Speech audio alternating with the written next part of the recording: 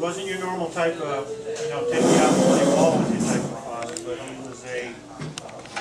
he was a very knowledgeable, very smart person.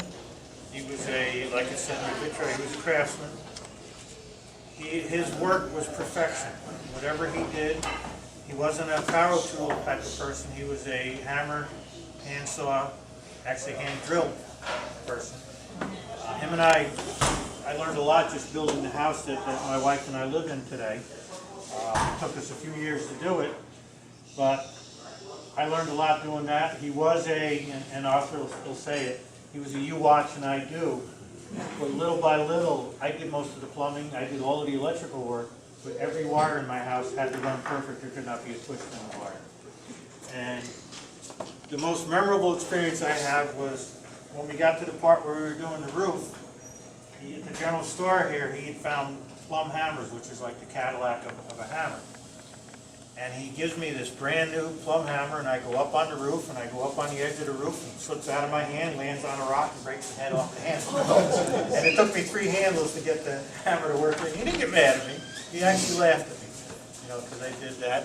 And this is one of his 2 hammers. I couldn't find the other one. He called them fluid drive hammers.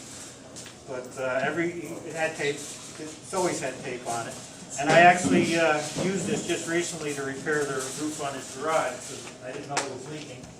And this was RG Supply, which we always spoke of on Long Island. And he moved up here with just about a hardware store because when they went out of business, he cleaned out what was left there. He got whatever was left. But a lot of things we learned about him. He has every single card that was ever given to him by children, grandchildren. He has all his paperwork from when he was in the service. He has all the little newsletters, which this is out of one of them here, and that's out of one of them.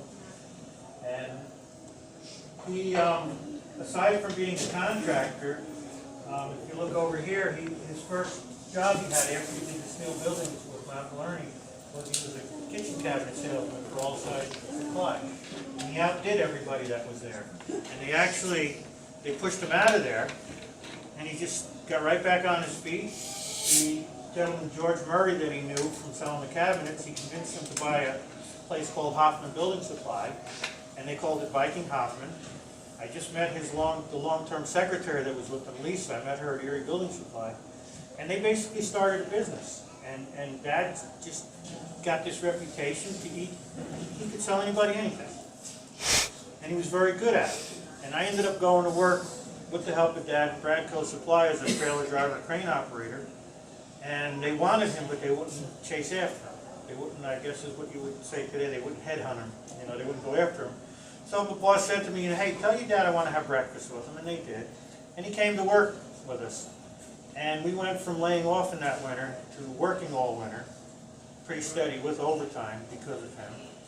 And it was kind of sad, but he bounced right back up. When he was 64, they took his company car away. 6 months later, they brought him inside. And it took 3 salesmen to cover his territory. The day before he turned 65, they made him close up every Friday late. When the boss was walking out, he says, Art, you don't work here anymore. He locked the door there, went across the street to Allied Building Supply, and the next week he started selling there. We laid off. They went from 2 drivers to 7 within a month. And he worked there until he was 72. And he regretted every minute of retiring. He would have sold until the day he died. He loved doing it. He loved making things. He made tables for his girlfriend's family.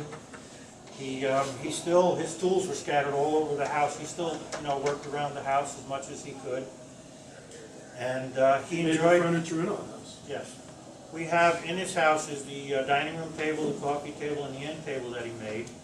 Plus, if anybody's invited to come see, my wife's been scrubbing and shining the house up, but the house is just a work of art. His workmanship in that house is unbelievable.